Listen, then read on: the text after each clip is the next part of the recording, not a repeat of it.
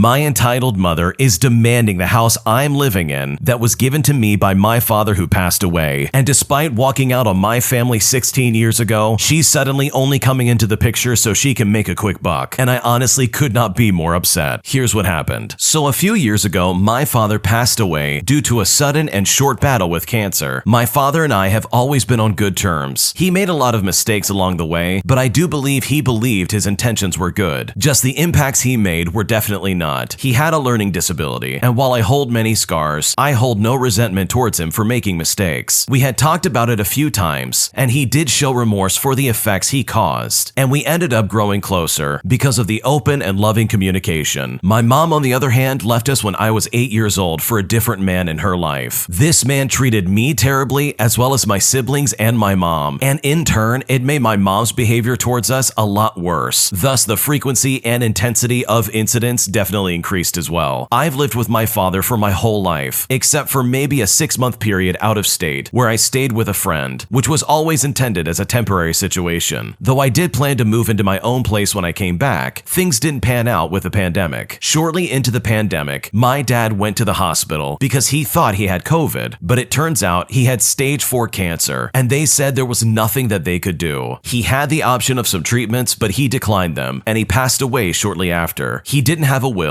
but it was always his intention, according to his family, that the house would be given to me. One of my siblings is a STEM major in college, and the other married into a wealthy family, and I'm the youngest. So his intentions were to ensure that each of his children were taken care of after his passing. I've taken care of the house for 3 years and some months now. I've handled every bill. I've even gotten a roommate who is now a loving member of my family, as well as a partner who has moved in and has been helping me renovate the house. We've been making a home for our family in the home my father wanted me to do so in. It makes me cry often at how much I wish he could see the progress on the house and how much progress I've tried to make personally in growth. Fast forward to last month, and my mom is asking me for the mortgage account details all of a sudden. I was already sketched out as to why she would be asking for that, given that she lives across the country and only calls me really to complain about her sister when she's drunk and to berate me for being a lesbian. I called her and I asked her why she wanted the info, and she actually said to me that it was to prepare for when she comes back to the state and refinances the home. I stood there with my jaw dropped and I didn't even know what to say. 3 years of running this house that my dad left me, building a home for my family, and now my entitled mother was trying to say that the house is hers whenever she cares to come around and try and claim it. I've done some digging, and it turns out when they got divorced, my dad removed her from the loan, but never removed her from the deed. So once he passed, the county transferred ownership of the deed to her automatically, instead of into the estate like the rest of his assets. I know this is the standard procedure from what I can tell, but given the context of our family, she has no rightful claim to the house, I feel, only a legal loophole claim. My father was gravely emotionally wounded by my mother years ago, all because of the abuse that we endured, only for everything to come together with her cheating on him. He would not want her to have his home, but without a will and him gone, there's no one who can truly verify that, aside from getting statements from his family in civil court. I don't know why he never took her off the deed, whether it was a poor strategic decision in case he passed before our adulthood, or if it was a lapse in his memory. I should also specify she has a home already, but specifically, she wants this house. She and my dad bought the home in 2003, and she left in 2006, and has lived elsewhere ever since. She yelled at me saying she put so much work into this house, with her trying to claim some kind of ownership over it, despite the fact that she's never been there. She lived there for 3 years, all while cheating on my father, and has been gone for 16 years, but still believes she has a rightful claim to the house. Obviously, I'm already in the process of getting legal help. However, I just need to vent about this. It's been making me lose sleep, it's giving me panic attacks, and it's making me emotionally unstable. I went the way of finding my own family and being family-oriented in the context as a result of my childhood abuse. So I take it as a very serious responsibility and the purpose of life to protect and care for my family. And my abuser is now coming back to try and rip the home we've built up away from us. This house is the living image of my father. He worked countless hours in unimaginable labor to ensure this was our family home. I've always, since becoming an adult, had a large distance between me and my mother due to the things she's done, and I maintain contact mostly as a fear of what she could do if I went no contact. But if she goes through with this and tries to take this home. Whether she succeeds or not, I will never forgive her for trying to destroy my family's home. Again, maybe I'm the one being entitled here, and my drive to protect my family and myself from her is overpowering my ability to think rationally. It's so hard to get 10 words into thinking about this without being overwhelmed, and I honestly don't know what to do. I think that we can all agree that the entitled mother in this story is an absolute piece of garbage. She cheated on her husband and was abusive to her family for several years, and then walks out on everybody's life for 16 years. I mean, how tragic is that? And now, out of nowhere, now that the dad has passed away, she wants to come in and claim this house, which is absolutely so low. I really feel so terrible for the original poster in this story. They've obviously found their own family, and they have worked hard to build up the house that they were given. And honestly, in your legal pursuit, I really hope you come out on top, because you've clearly shown that you care for this house, and that this lady literally only came in to probably just make a quick buck and then leave once again. Like, she has no interest in this home or anything like it. But you, on the other hand, absolutely do have an interest in this home. You want to build this up and keep your father's memory alive, and I honestly don't blame you for that. So hopefully all of this works out in your favor, because from the sounds of it, your entitled mother really does suck, and she absolutely, in my opinion, does not deserve this house. My ex-wife, after leaving me for 3 years, wants to come back into my life and help raise the 3 kids that she walked out on, all of a sudden out of nowhere, and I honestly don't know what to do. So for a bit of background, I'm a 40-year-old male, and I met my ex-wife, who's 39, in college when I was 19. We dated for 8 years, engaged for 2, and were married for 8. Before marriage, we had both agreed for not wanting any biological children, or children really in general. After we got married, we were still in agreement that children were not in our future plans. I even had a vasectomy to make sure that didn't happen. We were adamant on not having children. We wanted to live together, just the 2 of us. Everyone on both sides of our family knew of our decision, and though some of them insisted, later they didn't care as much anymore. So for 8 years, we were happy. Well, as happy as a married couple can be. Our communication was great. I mean, I believe that she was my soulmate. We were together a total of 18 years. I knew her like the back of my hand. I loved her with all my heart and soul. Then comes 2019. My sister and her husband unfortunately passed away in an accident, leaving behind 3 young children, aged 7, 5, and 10 months. It came down to a situation of who would take care of these kids. My brother-in-law had 2 sisters, but they had multiple kids of their own, so it didn't seem feasible. As for his parents, unfortunately, they were already deceased. That left my side of the family. My parents could have taken the children, but they are on the older spectrum and well beyond their child-caring days. So that left me, the only sibling. And of course, the other option was foster care. And you have to understand that there was no way in the world I was going to let that happen. So I took the kids. Now, their parents had been responsible financially, so taking the kids isn't much of a financial burden. Their college funds have been somewhat taken care of. So really, I just need to focus on their upbringing and providing for them. Before taking the kids, I spoke with the wife. I laid out the options and why they weren't feasible and why I needed to take them in. My wife agreed that foster care wasn't an option when I was in a position to take care of them myself. However, she also said that she couldn't stay married to me once I took these kids in. This came as a shock and a surprise. There is a reason why my ex-wife doesn't want children. However, I don't feel that it's my place to divulge that information, so I won't. But to say the least, I understood and I accepted. But given the situation, I was hoping that she would at least understand. I even suggested therapy to get over this hurdle, but she declined. She said that she had therapy in the past growing up, and that is actually how she reached the conclusion that she doesn't want kids. So therapy was off the table. My wife left and we ultimately got a divorce. We parted on amicable terms. The kids came to stay with me and have stayed with me for the past 3 years. In those years, I had to put my heart back together again. I had to be a father. Things weren't easy, but we're in a good place now. Fast forward to 2022, and my ex-wife invited me out for coffee and asked if we might try again. Once again, I was in complete shock, and I could not believe what I was hearing. When we finally did meet up, I asked her, what changed? Why now suddenly after all this time? She explained that she regretted the divorce, and she has regretted it for the past 3 years. She even went to therapy like I suggested, and she now wants to try and make this work again. Now, due to my profession and my new role as a father, I didn't have time to meet anyone. Honestly, I just couldn't. I wasn't ready to move on, but I was stunned and hurt, and the resentment from the past 3 years just came at me all at once. I wanted to laugh, to cry, to scream, but I just sat there. In truth, I can't say she completely abandoned me in the past 3 years. She would call every odd month, short conversations just to ask how I was doing, as well as how the kids were doing. She even bought them Christmas presents, and would sometimes talk to them on the phone. Just shorter conversations, basically encouraging them not to give me too much trouble, and that they should be good kids. The kids are familiar with her, but she hasn't exactly been a constant in their life. With her coming back and asking for another go, I don't know what to do. Do I still love her? Yes, absolutely. I'm still angry with her for leaving, and I still don't know if I want her in mine and the kids' lives. She's amazing, the best human I've ever met, but she hurt me deeply. She left when I wish she would hold on just a little tighter. I want her back, but is it the right thing to do? I'm a father now. I can't just think about myself. Do we just start over by getting back into dating? I mean, she might not like this new version of me. I have changed. I'm different now. I'm a father, and my priority is my niece and nephews. I'm so confused. I haven't been sleeping well. I wish that she wasn't such a decent human being so I could at least hate her. I wish we didn't divorce so amicably so that this could at least be an easier decision. I just wish she went to therapy sooner and that she had not left in the first place. What should I do? This is a messy situation because literally she walked out on you in one of the most distinctly impactful moments of anybody's lives. Like, these 3 kids were on the verge of going into foster care, and this guy was just doing the right thing to try and bring him in and say, hey, let's try and figure this out. And instead of being an adult and jumping on board, she just ditches him and says, okay, I gotta go. I mean, personally, that's just insulting. And now, after 3 years and you're finally settled into this role of being a dad, she suddenly wants to come back into your life and start dating and be involved again? I mean, what happened to her hating kids and not wanting kids at all? It's just incredibly unfair to you as well as those 3 kids who very easily could have had a female figure in their life that they could at least call mom. But this lady decided she didn't want any part of that. But it's also especially tricky because you know her and you do love her and you guys separated on good terms. It's not like you left and one of you hated the other person. These 3 kids need stability in their life, and unless she's willing to step up to the plate and be involved in these 3 kids' lives, I would personally be very uncomfortable with bringing her into the mix. My long-distance boyfriend lied to me for a year and a half about his living situation, and now I think I'm losing feelings for him. I met my boyfriend through similar interests online. We have been together for long distance over a year and a half. A month ago, I moved halfway across the world to be with him. I was so sure about it. I left my friends and my family back home, all of them, and it honestly seemed like the timing was great. When we first started talking, he seemed like a perfect friend, and down the road, we developed feelings for one another. We spent hours and hours together every day on video calls. We met in person and spent 2 weeks together. I have always been super honest and open with him because I have been hurt so badly in the past. I told him all about it and how my greatest value lies in exactly that, being open and honest, as well as communicating and not playing mind games, not reading between the lines or anything like that. That was my main thing I was looking for, and I was very clear about it always, and I have always given him just that. The first week after I moved here was pretty terrible. It was stressful and sad, and I felt strangely horrible, like I sensed that something wasn't right. So after a week, we visited his parents, and I found out he has been lying about living alone for the entire time I've known him, and made up so many stories just to keep it a secret. He told me he lived in an apartment, was paying rent, and had some roommates, but he made all of them up. He made up one in particular, told me about his nationality and how annoying he was. He lied about visiting his parents every once in a while. He made up that they lived just about 15 minutes away from him. He always muted the call whenever one of his roommates wanted to talk to him. He didn't even tell me about how his parents wanted him to be with someone else, and so on and so on. So many little lies over a year and a half just to hide the fact that he was actually living at home with his parents. And the worst thing is that he didn't tell me about it, and I don't think he would if I didn't recognize his parents' place on my own. In fact, during our long-distance relationship, he never wanted to show me the apartment he lived in because he was so embarrassed that his roommates might see him. He told me how he was embarrassed, and even his friends didn't know about it. But now I found out all of his friends knew, and I was the only one he lied to. So that was another lie right there. So now I'm questioning everything I have ever known about him, because if he kept this a secret and lied about it since the beginning, beginning, I don't know if there's anything else he might have lied about as well. The crazy thing is, I wouldn't even care about him living at home in the first place. It's the lying that got to me so badly. I'm confused and I'm hurt. It feels like he trapped me here in a way, pretended to be an open book about everything, so I would finally get here. It feels like I've lost the version of myself that loved him. He still is a great friend, but I can't feel anything more than that. I feel distant and cold towards him. He was the only familiar thing in this new country, but now even he doesn't feel familiar anymore. Am I the bad person for slowly losing feelings and trust in him? Because that's how I'm starting to feel, and I feel so guilty because of that. But I just can't force feelings no matter how much I want to. Is this year-and-a-half long lie a big thing for me to be concerned about? Am I crazy for losing feelings? And please be understanding. I have punished myself enough for being too naive and for going to this too soon and not with enough caution. What should I do? It took me to the end of that story to realize that she moved countries for this guy, just to find out the hard way that he has been completely lying to her. And this isn't some small lie. He quite literally made people up that he lived with just to cover up the fact that he lives with his parents. Which, by the way, fun fact, that's not that unusual and it's not that big of a deal. There are lots of people who are in their 20s that live with their parents. And as long as you're doing your part in providing for yourself and paying bills and stuff like that, I really don't see any problem with that. So when it comes to this guy and the fact that he lied for so long about this situation he's in is really a big red flag in my opinion. And I think the original poster already knows this, but moving to another country for some guy just to be with them after only a year and a half is such a crazy thing to do all of a sudden. I mean, they said it themselves, but I really have to say that they really should have thought through this a little bit better. But with that in mind, you are not a bad person for this situation. Your boyfriend lied to you, and I can completely understand where you're coming from, where you feel like he kind of tricked you into this situation. So hopefully it's easy enough to get back home if that's what you decide to do. Because having your boyfriend lie to you for over a year and a half is not something I would take lightly, because that's a huge breach of my trust, and I personally would really be reconsidering all of my circumstances if I was in your shoes. Today I messed up by getting assigned in a group project with a class member who is constantly sending me memes, and now my professor has some questions, and I'm not sure what to do. So basically, I am in a business class, and our midterm group project had randomly assigned groups. This is important for context because of the garbage that happened to me because of that. So I was assigned to a fellow classmate by the name of James. That's not his real name. I've never talked to James and basically knew nothing about him. Everything was going fine with our project, and he surprisingly is pretty good at getting stuff done. But basically, we met in the library after class to finish up our project last Tuesday. He started talking about random stuff that I frankly do not care about. Stuff like politics, religion, the NFL. One of these things was about how our professor was someone who we couldn't trust, and I should have known some garbage was about to come up when he sent me a picture of Pepe the Frog, a popular meme. I was so confused, but basically, he went into this story about how our professor and this girl in the front row might be spending some quality time together or something along those lines. His reasoning was because she answers a lot of his questions in class, and according to him, she seems like the type that would do that, which is honestly ridiculous. I think and I want to believe that he was kind of joking, but I really don't think that what he was saying was okay. Anyways, after that conversation, I just brushed off this crazy dude's comments and just finished up with my work. I go to our class on Thursday, and this kid keeps sending me memes all class. I had our group DMs open on my laptop, and I'm 100% sure this professor saw one of the memes. And basically, one of these memes popped up on my computer screen in the middle of class, and I'm pretty sure I just ruined my reputation. And the meme basically described how the professor was going to fail everybody except for the girl that he was supposedly spending quality time with, which again is completely ridiculous. And worst of all, I know for a fact the professor saw it, because this professor sent me an email after class saying he wants to meet me in his office to discuss some of the messages that he saw on my laptop when he passed by me. And one of those messages was one of the memes that basically made fun of him. And at this point, I'm freaking out because I don't know what I'm going to say to my professor. I'm also worried because this is worth 35% of our grade, and it would really suck if all of that hard work we're putting into this assignment gets taken away from me by some edgy troll that I'm being forced to team up with for this project. I'm pretty sure I'm just gonna rat this moron out so I can hopefully be fine and preserve my grade. But this is why I honestly do not like group projects, and I just hope that I don't fail this one. This This situation absolutely sucks because your group project member is basically some edgelord who really needs to get off 4chan once in a while. I'll spare you the details, but the one meme that this guy sent about this professor is pretty unkind, and it definitely has some negative stereotypes associated with it, and that's all I'll say about that. So in my opinion, I think self-preservation really should be your main goal. So I completely agree with your approach. I don't think there's anything wrong with spilling the beans to your professor and say, hey, my class member is sending me really weird messages, and this is stuff that he just so happened to send to me. And you can prove it with receipts and everything associated with when and how he sent it. I think just remember going into this meeting that you did not do anything wrong. You did not consent to have these weird messages sent your way, and I think that if you just explain yourself to your professor, you can hopefully come out of this without your grade being affected by this weirdo. So hopefully this can work out for you, because group projects in and of themselves suck enough as it is, and it would really be terrible to have one of your group members drag you down and ruin your grade. Thanks for watching. When you subscribe, make sure to hit the bell to turn on notifications. To finish listening to all the stories, use the playlist at the top of the description, and the next time you live stream, use the Cream of the Crop music. Search Cream of the Stream on Spotify or whatever platform you use for copyright-free music to use for your next stream.